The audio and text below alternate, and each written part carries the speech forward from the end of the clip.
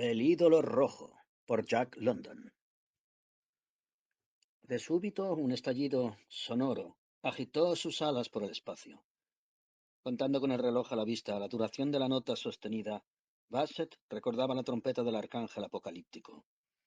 Las murallas de una ciudad se habrían desplomado pulverizadas ante aquel amontonamiento de vastas e impulsoras sonoridades.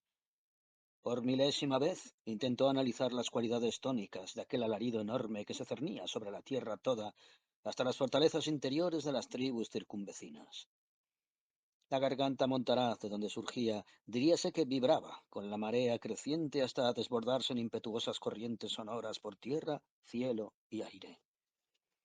Con la fantasía arrebatada y sin freno de un enfermo, creía escuchar el grito poderoso de algún titán de ancestrales tiempos, rugiendo bajo la pesadumbre de su miseria o de su ira.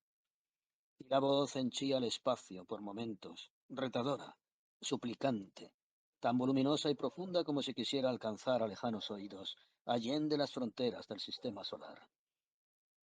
Y percibíase en la entraña de aquella voz el himno de la protesta ante el desierto sordo que no tenía oídos para escuchar y sentir sus clamores. Así es la fantasía de los enfermos. Sin embargo, aún se esforzaba por analizar el sentido misterioso, sonoro como el trueno, blanco como el tintineo de campanillas de oro, afilado y dulce como la cuerda argentina de un laúd. Pero no, ninguna entre semejantes calidades de sonido, ni aun la mezcla de todas ellas remedaba el timbre de la inefable voz. No hay palabras ni semblanzas en el vocabulario humano, ni memorias en el recuerdo de la experiencia con que describirlo adecuadamente. Deslizábase el tiempo en lenta sucesión. Los minutos se sumergían en el mar de las horas, y el clamor persistía, vario y cambiante, como irisaciones del primer impulso vocal, disminuyendo, borrándose, desfalleciendo en una muerte tan sin medida como sus impetuosas apariciones, hasta fundirse en una polifonía de atormentados cuchicheos, de sordos zumbidos, de colosales susurros y rumores. Y así se fue agotando, suspiro a suspiro, en el seno cóncavo de donde brotara. Y era un lamento quejumbroso, empapado de murmullos de ira o de misteriosos susurros de felicidad, como si se esforzara aún por ser oído, para transmitir tal vez algún secreto cósmico de incalculable valor e importancia. Por fin vino a desleírse en un eco, sombra de la voz, con sus amenazas y promesas, dejando la conciencia de aquel hombre enfermo un rumor pertinaz, que luego de reinar el silencio tardó algunos minutos en borrarse por completo. Bassett miró entonces el reloj. La trompeta del arcángel había perdurado más de una hora, desliéndose poco a poco en el silencio. ¿Habría topado ya con su torre negra? Se preguntaba Bassett, acordándose de Browning, luego de contemplar con miserables ojos sus manos esqueléticas consumidas por la fiebre, y se sonrió de su propia fantasía. Habrían pasado meses o años desde que por primera vez oyera en las playas de Ringmanu aquella voz misteriosa. No sabría dar razón de ello. La dolencia pertinaz duraba ya demasiado. En los periodos de conciencia normal había llevado cuenta de muchos meses, pero ¿de qué manera estimar la medida del tiempo que transcurría en los intervalos de estupor y delirio? ¿Qué sería del capitán Bateman con su negrero Nari? ¿Habría muerto ya de delirium tremens el piloto borracho que navegaba con Bateman? Luego de estas fútiles reflexiones, Bassett comenzó a revivir perezosamente los variados episodios que le acaecieron desde que sintiera por primera vez en la playa de Ringmanu la voz clamorosa, en cuyo seguimiento se había zambullido la selva virgen. Sagawa había manifestado su protesta. Aún veía con su carita extraña y simiesca, contorsionada en una mueca de pavor, cajas de raros ejemplares a la espalda, la escopeta de Bassett al hombro y la red que usaba el naturalista para cazar mariposas en la mano. Tiritando de miedo, le había dicho en el Beche de Mer English que farfullan los negros del Mar del Sur. Mi chico negro mocho, miedo con la selva. Mochos chicos malos con las hojas. Bassett sonreía tristemente al recordarlo. El negrito de Nueva Hanover, no obstante el terror que le embargaba, había dado testimonios de fidelidad para con el amo, siguiéndole sin vacilar por los matorrales espesos a la busca del manantial que emanaba una voz tan maravillosa. Bassett comprendía ahora que no era un tronco de árbol, como pensara en un principio, ahuecado el fuego para vibrar como clarín de guerra en las profundidades de la selva virgen.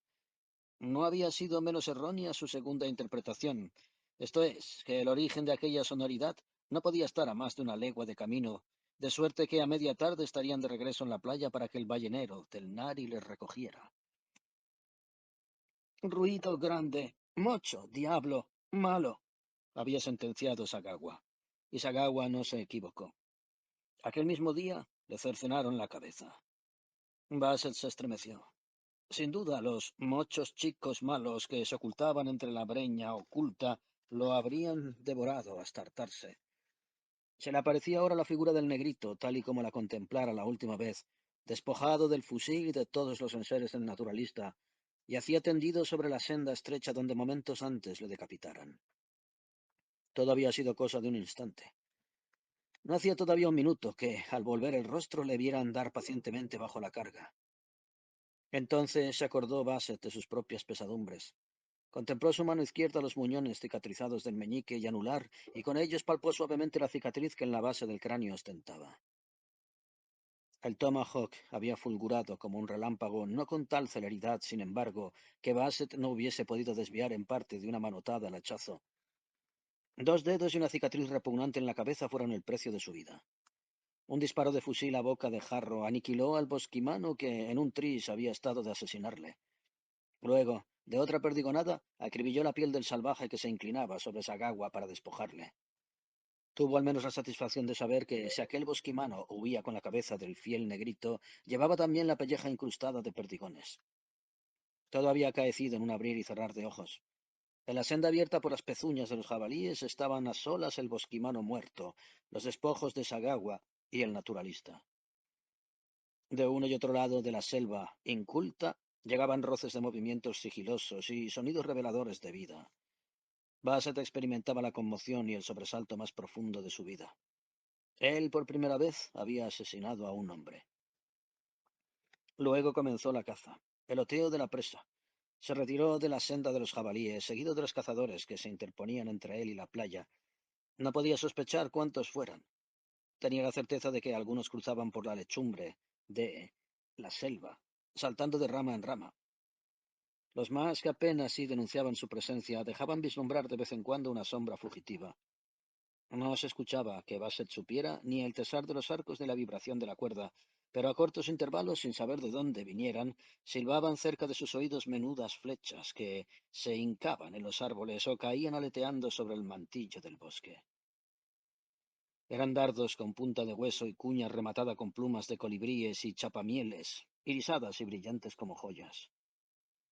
Una vez, y ahora al cabo de tantos días recordándolo se reía, había descubierto en lo alto del bosque una sombra que, cuando alzó la cabeza para mirarla, quedó inmóvil, tan pegada a una rama que no era posible identificarla. El naturalista se decidió, no obstante, a probar fortuna y disparó la pesada carga de 5 cartuchos. Escuchóse un alarido de gato rabioso y la sombra se desplomó entre los helechos y orquídeas para chocar secamente contra el suelo a los pies del sabio.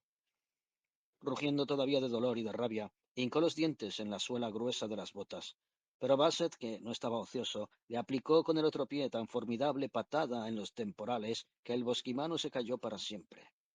Y de tal suerte se había adaptado ya el sabio a la rudeza de la vida salvaje, que ahora al recordar sus aventuras reía a carcajadas en un orgasmo de felicidad. Y qué noche la que se le había venido encima. No es de extrañar que acumulase tal virulencia y variedad de fiebres, pensaba, al recordar las noches de insomnios y tortura, cuando la palpitación de sus heridas era una delicia en comparación con las picaduras de millones de mosquitos. No hubo medio de librarse de ellos, aunque para no atraerlos jamás osaba encender una hoguera. Había convertido su cuerpo en una ampolla de veneno, de manera que al brotar el nuevo día, Bassett se tambaleaba a ciegas, hinchados los ojos, que parecía como si fueran a saltarle de las órbitas, y avanzaba por la selva sin preocuparse ya de que la cercenaran la cabeza para arrojar después su cadáver junto al de Sagawa sobre el fuego condimentador. 24 horas habían bastado para hacer de él una ruina, tanto de cuerpo como de espíritu. Apenas si podía sostener la atención y el dominio de su conciencia. Varias veces disparó con certera puntería contra las sombras que husmeaban su rastro. El día quemaba, Los insectos y los cinifes aumentaban su tortura, y las heridas sangrantes atraían huestes de moscas repugnantes que se asían hambrientas con tal pertinacia la carne ensangrentada que había de aplastarlas a manotazos para deshacerse de ellas. Aquel día escuchó un nuevo sonido maravilloso, al parecer más distante, si bien se remontaba majestuosamente, acallando el ruido de los atambores de guerra que batían en la cercanía entre los matorrales. Natural era que Basset se confundiera. Pensó que acaso había ido demasiado lejos, y creyendo que la causa del sonido estaría entre el lugar presente y la remota playa de Rickmanu, creyó emprender el regreso cuando en realidad se aventuraba por los hondones inexplorados de la isla misteriosa. Y aquella noche, arrastrándose como un lagarto, Cabe, las retorcidas raíces de un árbol bañán, durmió de puro agotado y deshecho, entregándose a la voluntad de los mosquitos que se hincharon a su sabor. Y siguieron luego días, noches y más noches, vagos y nebulosos como pesadillas para su memoria. Recordaba con lucidez haberse hallado súbitamente en una aldea de bosquimanos. Los ancianos y la chiquillería huyeron hacia la selva. Muy cerca, por cima de donde estaba, creyó percibir el gruñido de algún animal gemebundo. Se sobresaltó de terror y alzando el rostro la contempló. Era una niña, una jovencita, más bien, que, suspendida por el brazo de una rama enhiesta, recibía el fuego ardiente del sol. Quizás había estado muchos días colgada de esa manera. Vivía aún, la lengua entumecida, gorda, colgaba fuera de la boca agitándose en un perpetuo parloteo incoherente. Hablaba como una descosida. Le contempló con ojos de terror. Tardío socorro, pensó él, cuando las hinchazones que encubrió en los muslos de la muchacha le advirtieron de que habían sido descoyuntadas sus articulaciones y quebrantados sus huesos. Para poner término a tan espeluznante espectáculo, resolvió pegarle un tiro a la moribunda. No recordaba ahora si pasó de la concepción al acto, o si solo quedó el propósito en pensamiento, como tampoco recordaba de qué suerte ni por qué camino había llegado a la aldea, ni de qué manera pudo alejarse inmune. Mil escenas aisladas fulguraban y huían del alma de Basset al revivir su odisea terrible. También guardaba memoria de haber invadido otra aldea diminuta de una docena de chozas.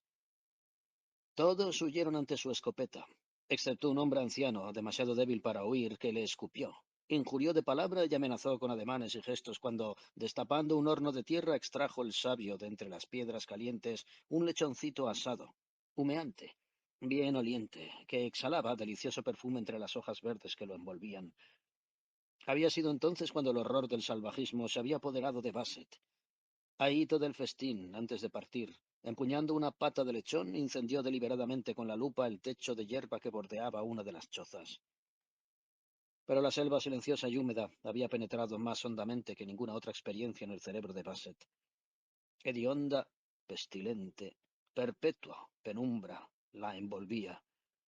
Rara vez un rayo de sol penetraba como flecha de luz a través de la techumbre boscosa y alta, y bajo aquel techo de hojas, un ambiente de 20 metros de altura, empapado con exhalaciones de cieno, servía de morada a monstruosas formas vivientes, parásitas, decadentes, arraigadas en la muerte, y atravesó por aquel mundo, siempre acorralado por las sombras huideras de los antropófagos que, como espíritus malos, le acompañaban, sin revelarse nunca, con la certidumbre de que antes o después habían de devorarle.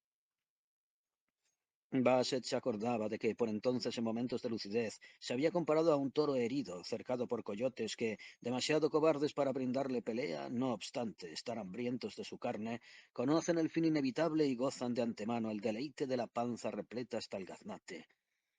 Y como los cuernos del toro y los cascos duros mantienen alejados a los coyotes, así su escopeta a los isleños de las Salomón, fantasmas de bosquimanos visibles solo como la luz de un parpadeo. Y vinieron luego los días de las praderas. La selva terminó bruscamente como si Dios hubiera cortado con una espada de fuego en un acantilado perpendicular de 30 metros de altura, y al pie mismo del acantilado prosperaba la hierba dulce, blanda, tierna, ofreciendo pasto nutritivo a las bestias, y se extendían las praderas a lo lejos, durante leguas y más leguas, como un manto de terciopelo, hasta la columna vertebral de la gran isla, la hilera de torreadas montañas que arrojara hacia el cielo el ímpetu de algún cataclismo remoto de la tierra. Aparecían aserradas, con picos y cimas, sin que las lluvias de los trópicos hubieran erosionado las rocas. Oh, la hierba de aquellos pastizales. Basset se había deslizado hasta ella. Enterró su faz en la verdura perfumada para henchirse el pecho del aroma vivificador y luego rompió a llorar sin querer como un niño. Interrumpió su llanto el repique del sonido maravilloso como una campanilla múltiple. Tal era la semblanza que más adecuadamente podía describirlo. Vasto, sonoro y dulce como una lluvia de plata desleída. Sonaba tan dulcemente que nunca había sentido como semejante, vastamente, como si surgiera de la garganta abrasada de un monstruo, y sin embargo parecía llamarle Allende aquellas sábanas de hierba, y caía como una bendición sobre su espíritu atormentado y deshecho por tan largas pesadumbres. Ahora se veía a la luz del recuerdo, tumbado en la hierba, húmedos de lágrimas los ojos, pero contenida la respiración no entrecortada por suspiros, atento a la voz lejana y maravillándose de que hubiera podido sentirla desde las playas de Ringmanu. ¿Acaso algunas corrientes propicias de aire habrían llevado tan lejos el eco de aquella voz? Las condiciones requeridas para que pudiera ocurrir el fenómeno pudieran no repetirse en varios millares de días, pero habían sido propicias el día en que desembarcaron del Nari para recoger en la playa algunos ejemplares que interesaban al naturalista. Buscaba con mayor interés que otro alguno el de la famosa mariposa de las selvas vírgenes, que mide 30 centímetros entre las puntas de sus alas.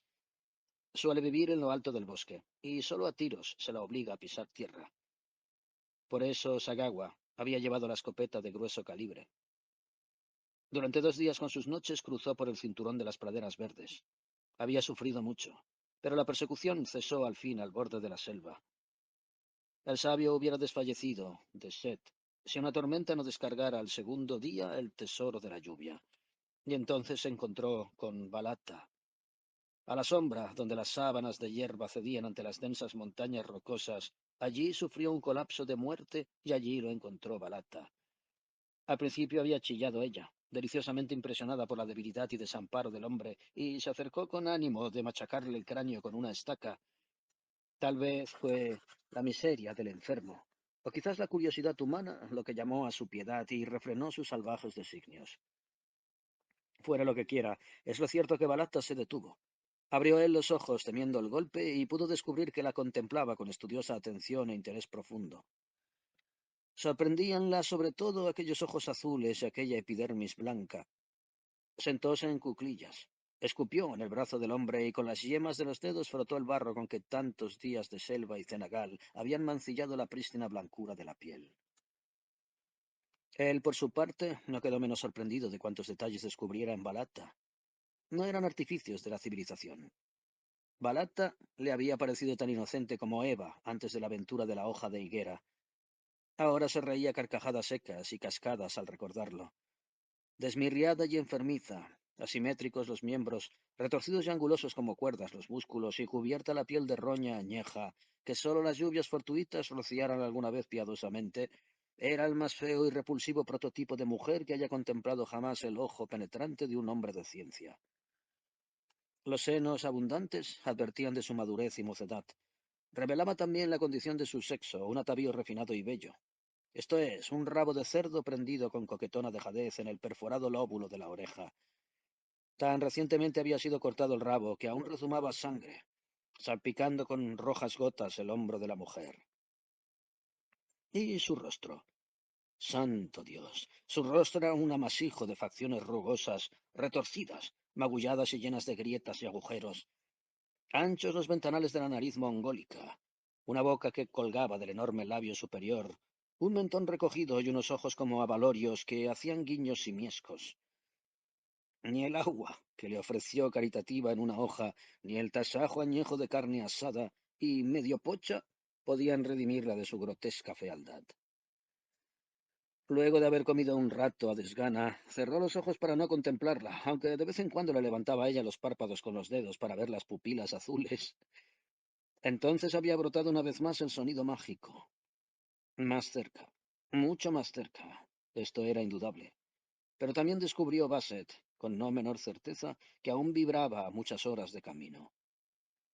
Ella, al oírlo, se conmovió sobresaltada y, acurrucándose con el rostro vuelto hacia el clamor, se puso a gemir y a farfullar aterrorizada. Vivió la voz subida de una hora. Luego cerró Basset los ojos y cayó en profundo sopor, mientras que la negra, a su lado, espantaba las moscas para que la dejaran reposar dulcemente. Cuando despertó era ya de noche. y ella había partido. Sintióse renovado y fuerte, y como estaba ya inoculado contra el veneno de los mosquitos para que la picazón estorbara su sueño, entornó de nuevo los párpados y durmió a pierna suelta hasta la salida del sol. No había tardado mucho Balata en volver, acompañado de media docena de mujeres que, horrorosas y todo, no lo eran tanto como ella. Evidenciaba por su conducta y ademanes que el sabio era hallazgo y propiedad suya, y con tal orgullo y satisfacción lo daba a entender, que de buena gana se habría reído Basset si la situación no hubiera sido tan desesperada. Más tarde, al cabo de una jornada mortal de muchas millas, cuando él se desmayaba frente a la casa de los brujos a la sombra de un árbol del pan, ella demostró tener muy claras y vívidas ideas en lo que concierne a retener la posesión de su hallazgo. Gurn, en quien Basset descubriría más tarde al doctor brujo, médico y sacerdote de la aldea, había pedido la cabeza del blanco. Otros hombres de facciones y charla de monos, tan horrorosos de vestimenta y de tan bestial aspecto como Balata, habían pedido al cuerpo para asarlo en el horno de piedras. Entonces no comprendía el lenguaje de aquellas gentes, si puede ser dignificado con el título de lenguaje aquel resumen de sonidos rústicos con que manifestaban los salvajes sus ideas. Sin embargo, Basset había adivinado el motivo de las disputas, en especial cuando los hombres se acercaron para palparle, como si se tratara de averiguar la condición del género en la tabla de una carnicería. Balata llevaba las de perder en el debate, cuando acaeció un percance que había de cambiar el giro de la disputa. Uno de los hombres, al examinar curiosamente el arma de Basset, tuvo la desgracia de oprimir el gatillo. No fue lo más grave el golpe que al retroceder la culata recibió el curioso en medio del estómago, sino que la carga de la escopeta disparada a boca de jarro contra uno de los que con más calor discutían le destrozó la cabeza con gran espanto de los presentes. Todos, hasta la propia Balata, salieron de estampida. Volviendo ya en sí, al ceder el acceso de la fiebre, Basset recuperó su escopeta antes de que regresaran los indígenas. Aunque castañeteando los dientes y turbios los ojos, que apenas sí podían ver, pudo conservar el dominio de su conciencia hasta que hubo intimidado a los bosquimanos con la magia sencilla de su brújula, del reloj, de la lupa y de las cerillas. Por último, con la debida solemnidad que convenía a tan espantosa criatura como él, había matado a un cerdo joven con su escopeta, antes de que perdiera una vez más el sentido. Así revivió Basset los recuerdos de sus últimas aventuras. Dobló los brazos como para cerciorarse de la fortaleza que aún le quedaba y se deslizó a lento paso, tambaleándose. Estaba terriblemente escuálido. Sin embargo, durante las diferentes convalecencias de su larga enfermedad, nunca había recuperado tantas fuerzas como en aquel momento. Lo que temía era sufrir otra recaída como las que varias veces había padecido. Sin drogas, hasta sin quinina, se las había arreglado como Dios le diera a entender para vivir bajo la pesadumbre de la más perniciosa combinación que pueda darse de malaria y fiebres de melanesia. ¿Podría soportar por más tiempo aquella enfermedad? Tal era su eterna pregunta, porque como genuino prototipo de hombre de ciencia, no moriría contento hasta que hubiese resuelto el enigma del sonido misterioso. Apoyándose en una estaca a manera de cayado, encaminó sus pasos hacia la casa del brujo, donde Ngurn y la muerte reinaban en tinieblas. Basset juzgaba que la casa del brujo era tan lóbrega y maloliente como la selva. Sin embargo, allí solía sostener las más gustosas charlas, siempre ganoso de discutir o bostezar con Gurn, que, sentado entre cenizas, curaba a fuego lento algunas cabezas humanas que pendían de las traviesas de la techumbre.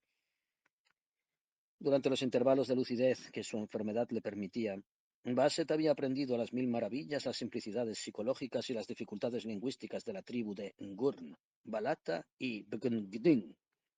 Era este último el joven jefe de la tribu. Tenía hueca como una calabaza la cabeza, y según malas lenguas era hijo de Ngurn, que por lo menos lo manejaba a su antojo.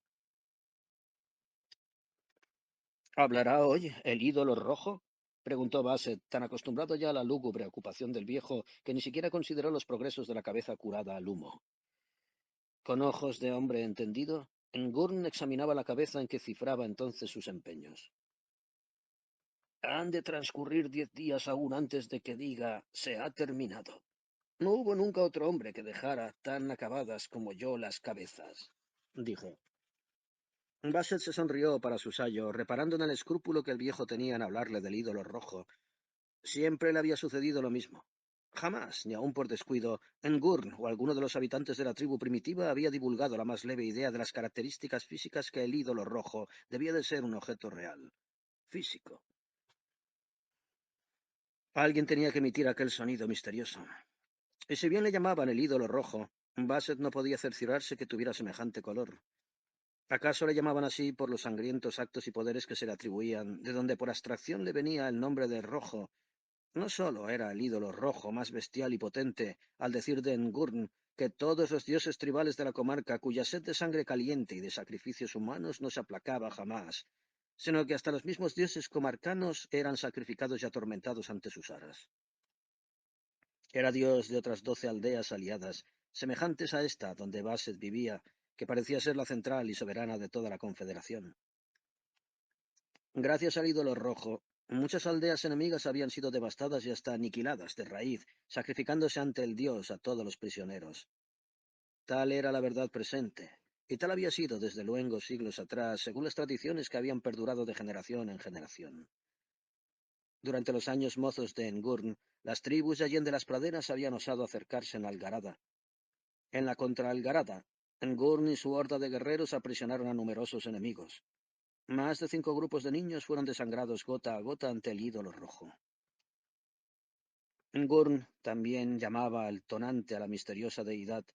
Además recibía multitud de apelativos, tales como el de la voz sonora, el heraldo de Dios, el de la garganta de pájaro, el de la voz de pájaro miel, el cantor del sol y el hijo de las estrellas.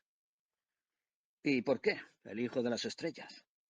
En vano interrogaba a Basset a Ngurn para que él le revelara el secreto de ese nombre. Según el doctor Brujo, el ídolo rojo había estado siempre donde ahora, para proclamar eternamente como un trueno su voluntad.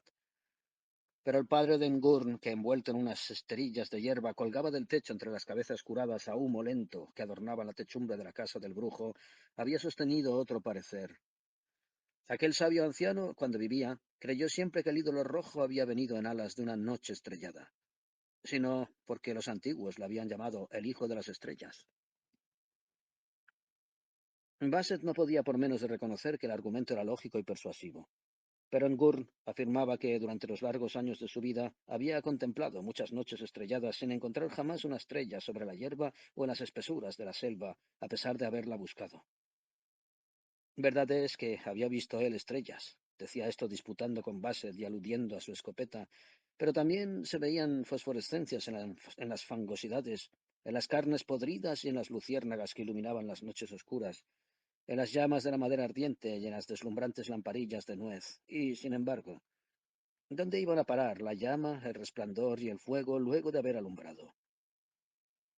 Contestación. Recuerdos.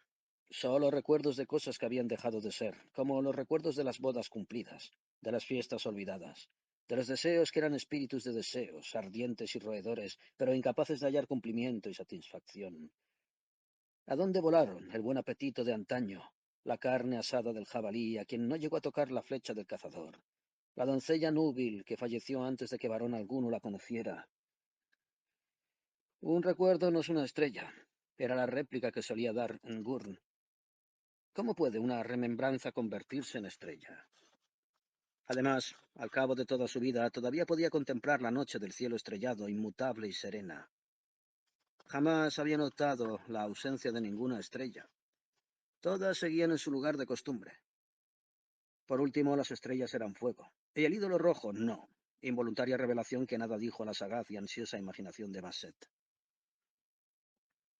¿Hablará mañana el ídolo rojo?, preguntó. Ngurn se encogió de hombros. Y pasado mañana. Y al otro, insistió Basset. Me gustaría poder encargarme de tu cabeza. La curaría con mucho esmero, dijo Ngurn cambiando de conversación. Es diferente de todas las demás. Ningún brujo posee nada que se le parezca. Sí, la curaría con mucho esmero. Dedicaría meses y meses a ella. Vendrían lunas y lunas pasarían, y el humo sería lento. Yo mismo me procuraría las hierbas y materiales con que hacer el humo, cuidando de que el cutis no se arrugara. Blando y suave al tacto sería como ahora. Se puso en pie, de las traviesas que apenas sí resaltaban entre el humo que nublaba el techo adornado de innumerables cabezas, donde el día no pasaba jamás de lobreguez, descolgó un envoltorio de esterillas de hierbas secas y comenzó a desatarlo. He aquí una cabeza como la tuya, dijo, pero pobremente curada. Basset amusgó las orejas al oír que se trataba de la cabeza de un blanco, porque desde mucho tiempo atrás estaba convencido de que aquellos hombres selváticos, aislados en el corazón de la isla, no habían tenido trato jamás con hombres blancos. Ni siquiera huella halló en ellos del universal beche de mer English que utilizaban las tribus del Mar del Sur, ni tenían noción del tabaco ni de la pólvora.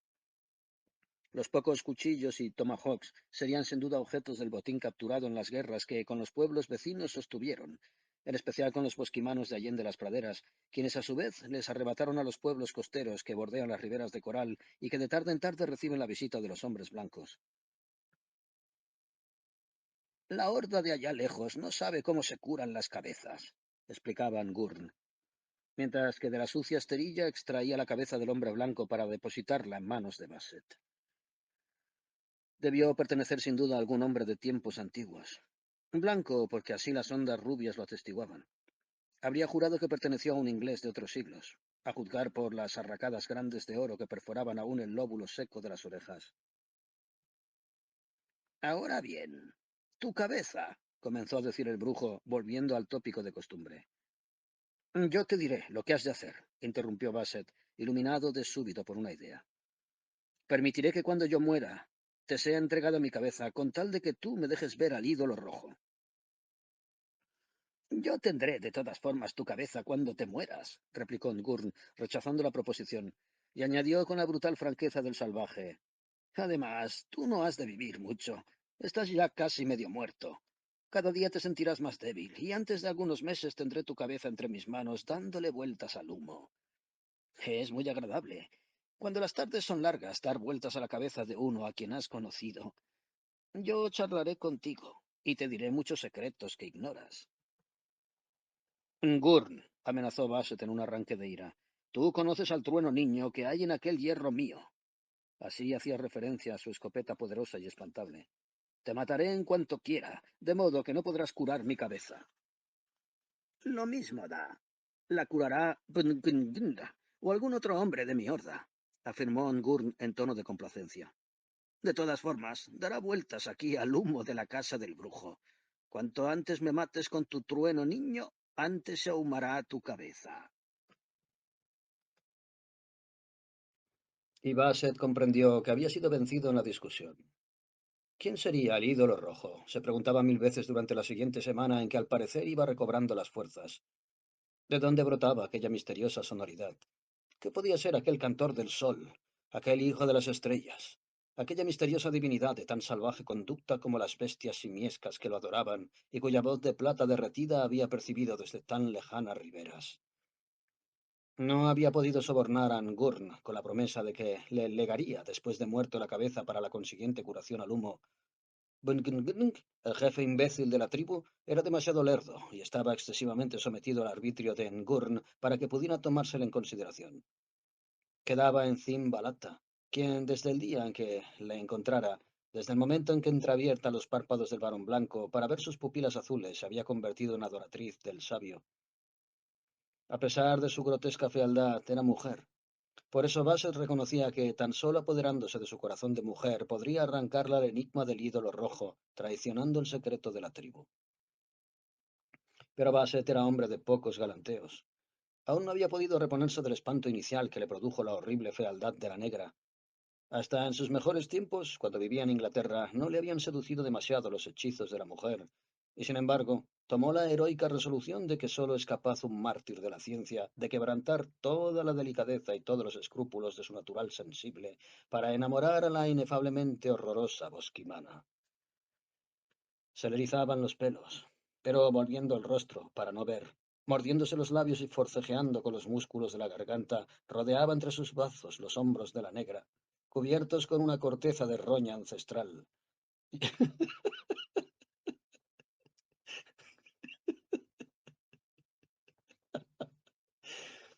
Y en las mejillas sentía el contacto untuoso de sus cabellos crespos que despedían un tufo de aceite rancio.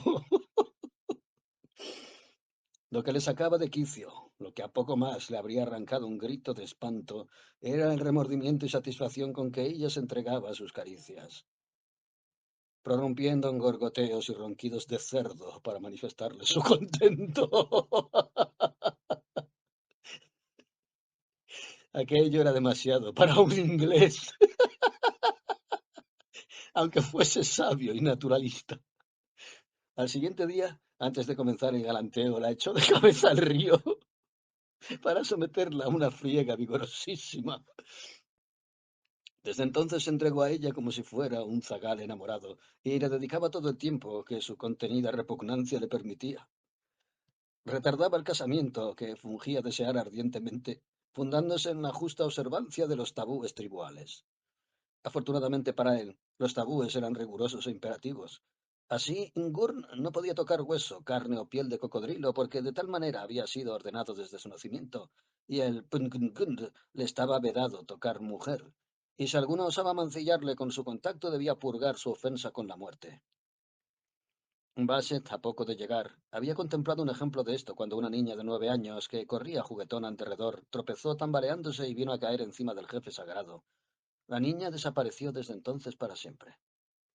Al oído les reveló Balata que en cierta ocasión le habían tenido 3 días con sus noches ante el ídolo rojo, dispuesta para ser inmolada. Balata tenía el tabú del árbol, del pan. Basset estaba muy agradecido al tabú. También pudiera haber sido tabú el agua. En cuanto a él, se confeccionó un tabú para su uso particular. Solo podría casarse, le dijo, cuando la cruz del sur se remontara a lo más alto del cielo. Conocedor de la astronomía de los salvajes, conquistó por este procedimiento del tabú un plazo protector de 9 meses. Confiaban que para entonces o habría muerto o escaparía hacia la playa una vez descubierto el misterio del ídolo rojo y el origen de su maravillosa voz. Al principio pensó en si sería el ídolo, alguna estatua colosal como la de Memnón, que en ciertas ocasiones de temperatura y condiciones, bajo el fuego del sol, recibiría el don de la voz. Pero cuando después de una algarada le fueron sacrificados algunos prisioneros, de noche y bajo la lluvia, a horas en que el sol no podía influir para nada, el ídolo rojo habló con mayor entusiasmo que nunca, por lo cual Basset tuvo de reformar su hipótesis primera. A veces en compañía de Balata, otras con partidas de hombres y mujeres, gozaba de la selva libre, penetrando a su sabor por 3 de los puntos cardinales. El cuarto punto cardinal, aquel hacia donde sonaba la voz del ídolo rojo, le había sido proclamado tabú. Apretó el cerco de amor a Balata. La prodigaba también con más frecuencia baños y friegas. Era aquella la mujer eterna, capaz por el amor de cometer la más infame traición. Y aunque su aspecto provocara náuseas, aunque su contacto le inclinase a la desesperación, aunque su fealdad le perseguía en sueños y pesadillas, Basset, no obstante, pudo comprobar la verdad cósmica del sexo que en ella latía, sobreponiendo al instinto mismo de conservar la vida la felicidad del amante en quien se cifraban todas sus esperanzas nupciales. ¿Qué diferencia intrínseca puede existir entre el amor de Julieta y el de Balata? La ternura que labraron en aquellas los cinceles de la civilización más refinada sobre la piedra tosca de la bestialidad primitiva que perduraba virgen en Balata. No se puede decir que en esto existe diferencia esencial, sino de grado. Basset era ante todo un hombre de ciencia y además un antropólogo. En el corazón de la selva de Guadalcanal lo demostró bien a las claras, con la misma evidencia que en el laboratorio hubiera dado testimonio de alguna reacción química. Acrecentó su ardor fingido para con la bosquimana, reforzando al mismo tiempo su propia voluntad para provocar una pasión artificial que le condujera ante la faz del ídolo rojo. Era la vieja historia del tributo que la mujer ha de pagar al amor. Un día andaban los dos a la pesca de un pez, cuya especie no ha sido todavía bien clasificada, medio anguila, medio besugo, que frecuentaba las aguas frescas, y que fresco o podrido, crudo o asado, era el bocado más apetitoso para los indígenas. Reclinada en el mantillo putrefacto de la selva, sembrado con pétalo de flores marchitas, Balata se arrojó a las plantas del varón. Se abrazó a sus rodillas y le besó los pies. En su garganta vibraban blandos sonidos acompañados con una ondulación sensual que recorría la espalda de la negra, y le rogó que la matase antes que exigirle el último tributo de su amor. Le relató con negros rasgos el castigo que recibían los violadores del tabú tribal del ídolo rojo. Le habló de una semana entera de tortura, Restregó contra el cielo su rostro para dar fe de sus palabras, y por las contorsiones de terror que desfiguraban su semblante, le descubrió toda la crueldad de que los hombres son capaces para con sus semejantes. Basset insistió, sin embargo, en que fuera satisfecha su voluntad de varón, aun cuando la hembra se jugase la vida. Era preciso que él resolviera el enigma del ídolo rojo, aunque ella fuera luego inmolada para satisfacer con una muerte prolongada y cruel al dios agraviado. Y Barata, que al fin y al cabo era mujer, cedió a la voluntad del hombre y le condujo por el rumbo prohibido. Remontaba al sur y al norte, sus hombros de titán, la cordillera abrupta, quebrándose por medio de una garganta escarpada, honda y negra, por donde se precipitaba el río. Anduvieron una milla a través de la garganta. Luego el camino se empinaba por unas areniscas sedimentarias que cautivaron el ojo del geólogo y treparon por las montañas, si bien la debilidad les obligaba a descansar con harta frecuencia, y escalaron picachos vestidos de selvas hasta una meseta llana que coronaba la cima de la cordillera. Bassett reconoció las arenillas volcánicas, negras, granulosas, que habrían adherido fuertemente a la aguja del imán. Y asiendo a Balata de la mano, la arrastró hacia un pozo tremendo, abierto sin duda artificialmente en el corazón de la meseta. Cruzaron velozmente por el cerebro del sabio recuerdos de antiguas leyendas, las anotaciones para los navegantes del Mar del Sur, enjambres de datos y referencias que formaban un torbellino en su imaginación de enfermo. Había sido Álvaro de Mendaña quien descubriera las islas y las titulara Salomón, esperando encontrar en ellas las minas fabulosas de aquel monarca. Todos habían reído de la credulidad infantil y candorosa del antiguo navegante español, y sin embargo, allí estaba él, Basset, al orden de una excavación que recordaba por todos los detalles a los pozos de diamantes del África del Sur. Pero no era un diamante lo que contemplaban sus ojos. Parecía más bien una perla, a juzgar por las irisaciones profundas, pero de tales dimensiones que todas las perlas del mundo fundidas en una sola no alcanzarían su tamaño. Ni tampoco soñaron jamás las perlas, ni gema alguna de cuantas existen en el mundo en poseer un color semejante. Era el color del ídolo rojo. Bassett se percató enseguida de que estaba contemplando al ídolo. Era una esfera purísima, de 70 metros de diámetro, cuyo casco superior surgía 30 metros por encima del nivel del pozo. Le comparó por sus cualidades de coloración a los objetos de Yaka. Hasta pensó en que estaría formado de aquella sustancia, pero tan hábilmente trabajada por el hombre, tan exquisitamente perfecta, que de las hordas bosquimanas no podían haber nacido los artífices milagrosos. Más brillante y diáfana que las cerezas iluminadas de escarcha, su riqueza de color parecía rojo trabajado sobre rojo y se rompía a la luz del sol en luces e irisaciones que cambiaban hasta lo infinito la nota del color fundamental. En vano Balata quiso disuadirle de que descendiera al pozo. Intentó detenerle, asiéndole por la franja del vestido. Pero cuando Basset emprendió el descenso por la senda espiral que rizaba las paredes del pozo, le siguió con un perrillo faldero, lloriqueando y gimiendo de terror. Evidentemente, la esfera había sido destapada a fuerza de pico, pero considerando la escasez de miembros que constituían las 12 tribus federadas y reparando en sus instrumentos primitivos, en sus métodos imperfectos, Basset dedujo que ni el trabajo acumulado de 100 generaciones habría bastado para la formidable socavación.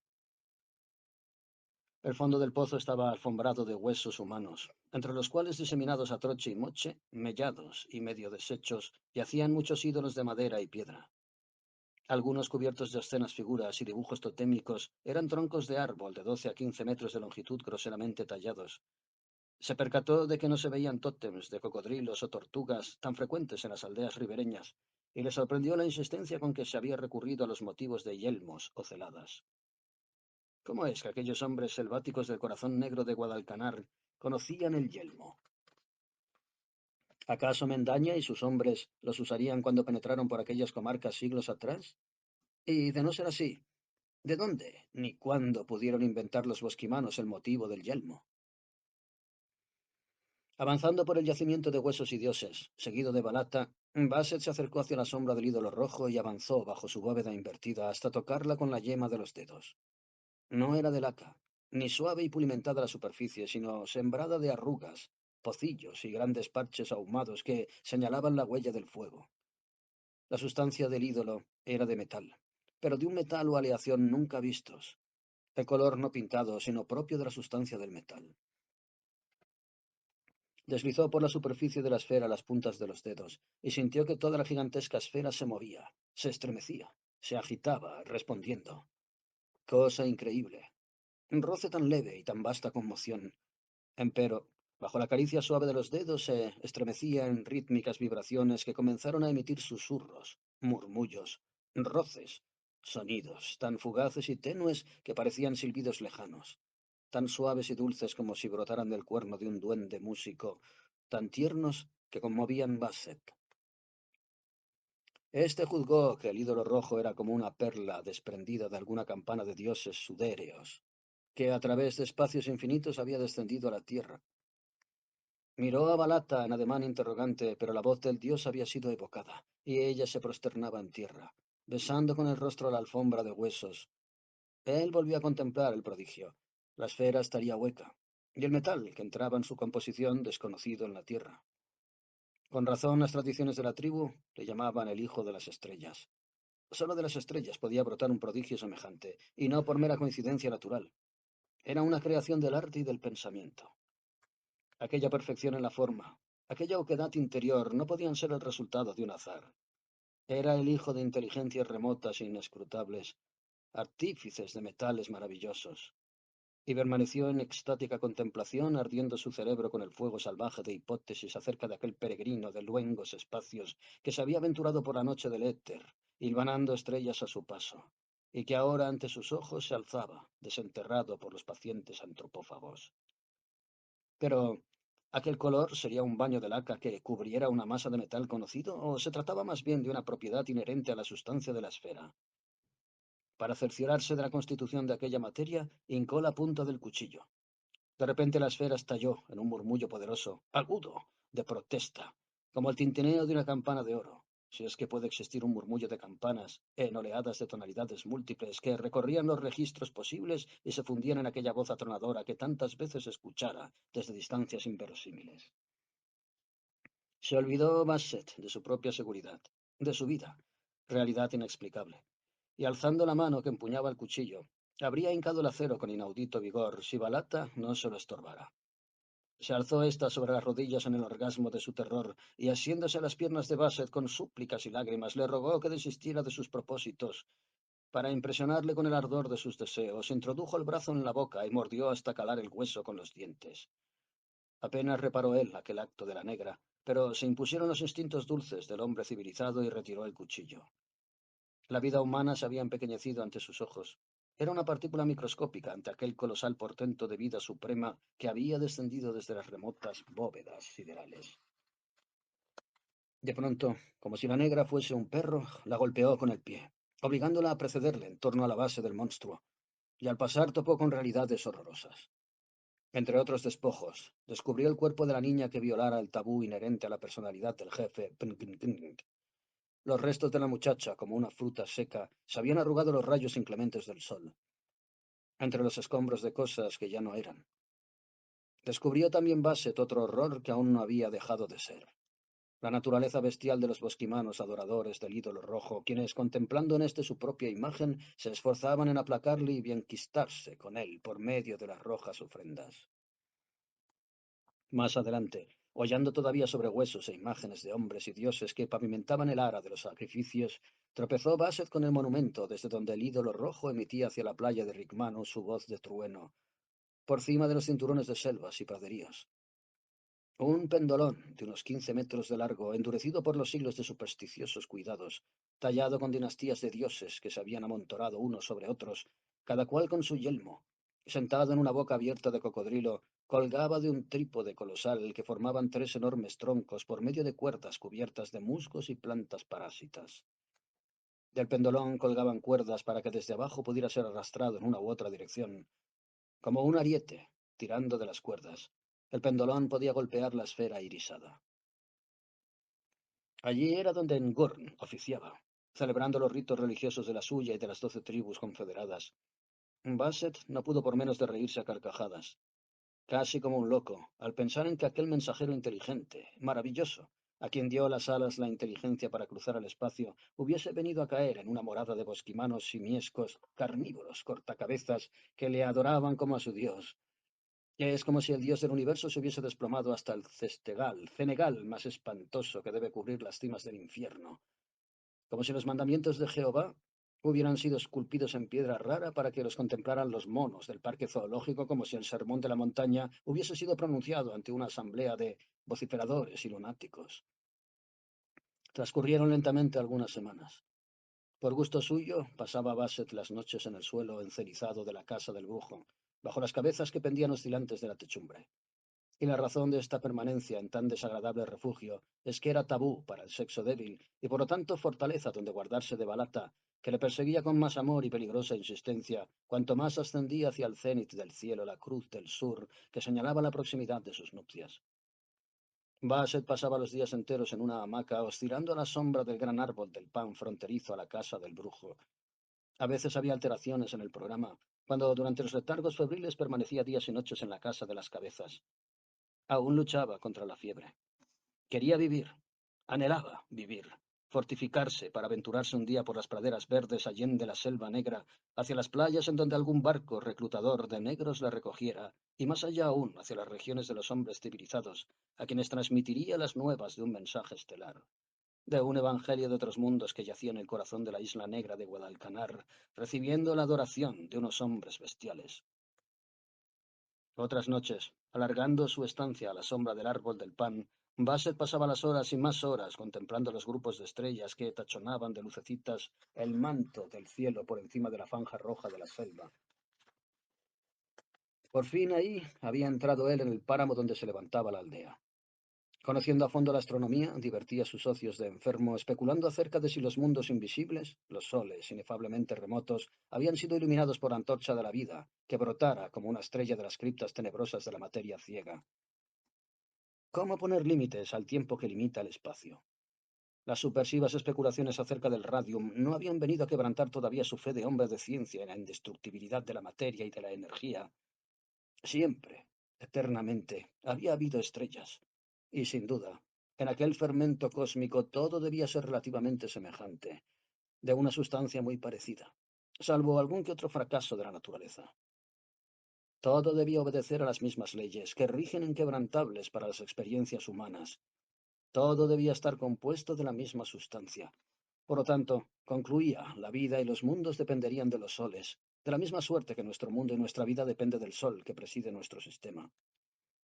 Y lo mismo que él, tumbado allí a la sombra del árbol del pan, con su inteligencia recorría los remolinos de estrellas y las cimas del cielo, así el universo todo se revelaría siempre ante la penetración de innumerables ojos que, como los suyos, serían ventanales por donde millones de inteligencias interrogarían el enigma del todo. Y de tal suerte, en alas de su razón, sentía que su alma se remontaba en fraternal cortejo con la augusta compañía de aquella muchedumbre, cuya mirada estaba eternamente suspendida en el tapiz de lo infinito. ¿Quiénes eran?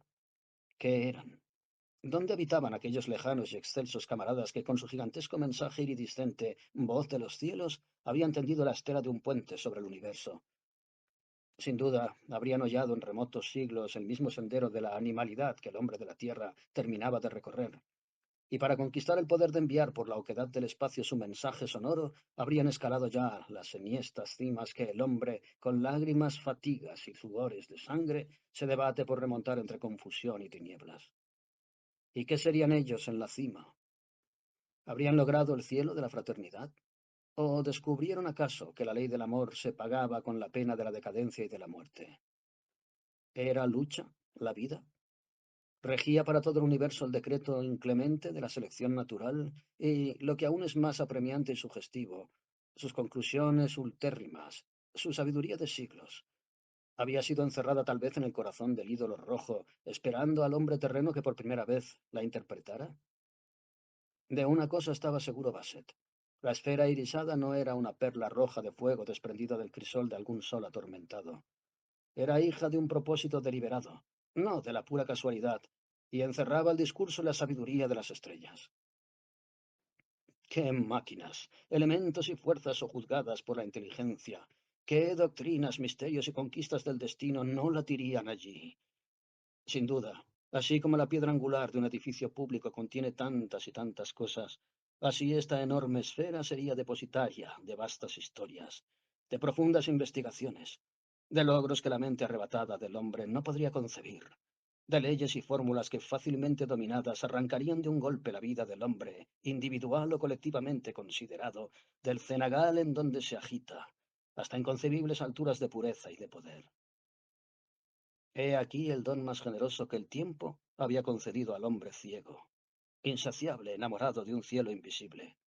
Y era él, Basset, el elegido, para recibir antes que nadie el mensaje de los hombres interestelares, sus hermanos. Ningún hombre blanco, ni menos aún ningún bosquimano, había visto al ídolo rojo sin pagar la contemplación con la muerte. Tal era la ley que Ngurn le había manifestado.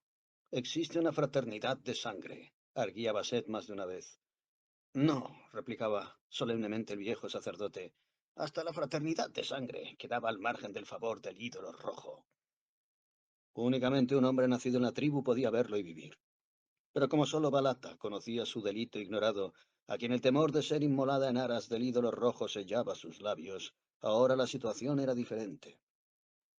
Lo que él, Basset, tenía que hacer era restablecerse de sus fiebres, que tan debilitado le tenían, y partir en busca de la civilización. Luego regresaría al frente de una expedición, extraería del corazón del ídolo rojo el mensaje que enviaron al mundo lejanos mundos.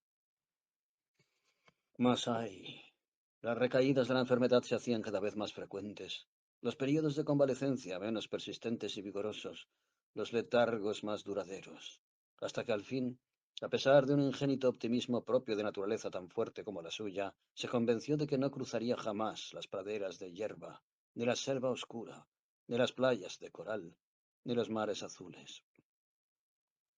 Se derretiría poco a poco su vida, al paso que a Cruz del Sur fuera trepando hacia el cenit del cielo austral. Hasta la misma Balata se percató de que moriría su hombre antes de la fecha nupcial que señalaba el tabú. Ngurn se aventuraba por las cercanías en busca de materiales con que curar la cabeza del hombre blanco, y hasta le anunciaba con orgullo los propósitos de perfección y arte que proyectaba para cuando Basset muriera. Basset, por su parte, no se sobresaltaba. Su vida se había ido borrando tan paulatina y suavemente que no sentía el temor de la muerte próxima. Y así iba tirando, alternando los periodos de letargo con los semi-inconscientes, poblados unos y otros de ensueños y fantasías, de suerte que ya no sabía distinguir si lo del ídolo rojo había sido realidad o sombra de un delirio. Y vino un día en que todas las nieblas y telarañas se rasgaron, en que recobró la visión de las cosas, clara y lúcida, como el sonido de una campana, en que se percató de la debilidad de su organismo. No podía ya levantar los pies ni las manos, tan débil estaba. De tal manera había perdido el dominio del cuerpo que ya ni siquiera sabía si lo había poseído alguna vez. Poco le pesaba la materia en el alma, y por eso ésta, con la lucidez concisa y clara de la verdad, sabía que el vacío de la cesación se avecinaba. Comprendió que su fin estaba muy cerca, que indudablemente habían visto sus ojos al ídolo rojo, mensajero de los mundos interestelares, que no viviría ya para transmitir a los hombres aquel mensaje que tal vez habría de aguardar aún miles de años hasta que otro hombre lo escuchara en el corazón de Guadalcanar. Y Basset, al cabo agitado por una resolución, llamó a Ngurn a la sombra del árbol del pan y discutió con el doctor Brujo los términos de su último esfuerzo vital, las condiciones de su última aventura en los sentidos carnales. Yo sé la ley, oh Ngurn, concluyó. Quien no sea de la horda no puede ver al ídolo rojo y vivir. Yo no viviré ya de ningún modo. Que tus mancebos me transporten ante la faz del dios y lo veré y oiré su voz y moriré. Oh Ngurn, en tus manos. Así se satisfarán tres fines: la ley, mi deseo y la inmediata posesión de mi cabeza para la que todos tus preparativos esperan. Ngurn accedió y dijo: más vale así. Locura es que un hombre sin esperanza de curación viva tanto tiempo. Además, mejor es que mueras. Los vivos saldrán ganando. Tú has resistido mucho. A mí me agrada charlar contigo a la sombra de mi choza, pero desde hace muchas lunas sueles permanecer allí roncando como un lechoncillo moribundo o charlando en alta voz cosas extrañas que yo no puedo comprender. Me has hundido en un mar de confusiones, porque me gusta mucho pensar en cosas grandes de la luz y de las tinieblas, mientras que doy vueltas entre mis manos a las cabezas al humo de la hoguera. Por eso tus palabras ininteligibles me han conturbado. ¿Cómo me revelarás la sabiduría que espero alcanzar antes de morir? Y en cuanto a ti, puesto que se ciernen sobre tu cabeza las tinieblas, bueno, eh, está bien que mueras de una vez. Yo te prometo en los días venideros, cuando el humo dé vueltas tu cabeza entre mis manos, que ningún hombre de la tribu perturbará nuestros coloquios. Y yo te diré calladamente muchos secretos, porque soy un hombre muy viejo y muy sabio. Y añadiré saber a saber, cuando dé vueltas a tu cabeza, rociándola de humo. Tejieron unas parihuelas de ramas y hojas, y a hombros de 6 mozos partió Basset hacia la última aventura de su vida.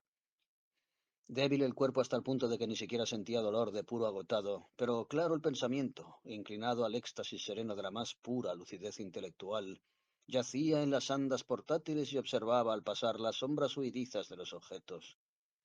Contempló por última vez el árbol del pan, la casa del brujo, el día turbio bajo la techumbre sombría de la selva virgen, la garganta negra y lóbrega, las montañas empinadas, la quebradura de extractos húmedos de caliza y la meseta de arenillas volcánicas. Le condujeron por la espiral descendente que circundaba el pozo en torno al luminoso ídolo rojo que parecía siempre a punto de transformar sus irisaciones de luz en irisaciones de música y de trueno, y sobre los huesos y despojos de seres muertos y de dioses inmolados hollaron hombres vivos hacia el trípode de troncos colosales de donde pendía el enorme pendolón que servía de ariete. Allí, con ayuda de Engura y de Balata, sentóse Basset. Irguió débilmente el cuerpo enflaquecido, con bando las costillas peladas y con ojos claros, serenos, penetrantes, contempló al ídolo rojo. De una vez, oh Ngurn, dijo sin apartar la mirada de la superficie ondulante, vibratoria, donde todos los matices del rojo se sucedían en un estremecimiento sonoro para derretirse en roces sedeños, en silbidos de plata, en oscilaciones de cuerdas de oro, en melodías aterciopeladas de encantamiento, en blandos ecos de truenos lejanos. Espero, Ngurn, interrumpió luego de una pausa silenciosa, empuñando el tomahawk de largo mango. De una vez, Ngurn, repitió Basset. Deja que hable el ídolo rojo para que le vea y le oiga. Luego corta cuando te haga una señal, así con la mano, porque entonces inclinaré hacia adelante la cabeza y te dejaré descubierta la cerviz para que cercenes. Pero, Ngurn, yo que voy a desaparecer para siempre de la luz del día, quiero morir cuando la voz maravillosa del ídolo rojo canta una música dulce a mis oídos. Y yo te prometo que nunca habrá cabeza mejor curada que la tuya, asintió Ngurn, señalando a los mozos de la tribu las cuerdas impulsoras para que golpearan la esfera con el pendolón. Tu cabeza será la mejor prenda de mi colección. Basset sonrió dulcemente. El leño tallado osciló. Un instante después, Basset se hundía en el éxtasis de una sonoridad que brotaba de súbito como si hubieran dado rienda suelta a sus alas. Oh, qué trueno aquel. Era meloso, como la voz de todos los metales juntos. Los arcángeles hablaban a través de él. Más ampuloso y bello que todos los sonidos era el cáliz votivo que los hombres excelsos de otros planetas más felices ofrendaban a sus hermanos de la tierra. Era la voz de Dios seductora e imperiosa para ser oída, y el eterno milagro de aquel metal sidérico. Basset vio con sus propios ojos que luces y colores se transformaban en música, hasta que toda la superficie visible de la esfera irisada vibraba, serpenteaba, titilaba, convirtiéndose en una niebla vaporosa de suerte que no se sabía si era luz o era voz. Suyos eran en aquel momento, porque los vieran sus ojos, los intersticios de la materia y las corrientes de fuerza que fluían como fuentes inexhaustas a través del cuerpo material. Pasaba el tiempo. Al cabo despertó Basset de su ensimismamiento, un movimiento del impaciente Ngurn. Se había olvidado del viejo brujo. Pensándolo tembló en la garganta de Basset una carcajada raquítica. Al alcance de la mano tenía su escopeta encima de las parihuelas. Le bastaría oprimir el gatillo para destrozar la cabeza del brujo. Pero ¿para qué engañarle? Pensó Basset. Aquel caníbal medio hombre, medio mono, cortador de cabezas, era juez, sin embargo, según su leal saber y entender, de su horda. y representaba a su modo promesas de la suavidad y legalidad en el trato como las que disfrutan los hombres civilizados. No, sería una cruel venganza, un acto indigno, una maldad sin fruto, engañar al viejo Nburn. Su cabeza le pertenecía, para que entretuviera curándola sus achaques. Y Basset, inclinando hacia adelante la cabeza, como había convenido, para dejar libre la cerviz al golpe del tomahawk, levantó la mano sin acordarse siquiera de Balata, que no era más que una mujer, solo una mujer, y además indeseada.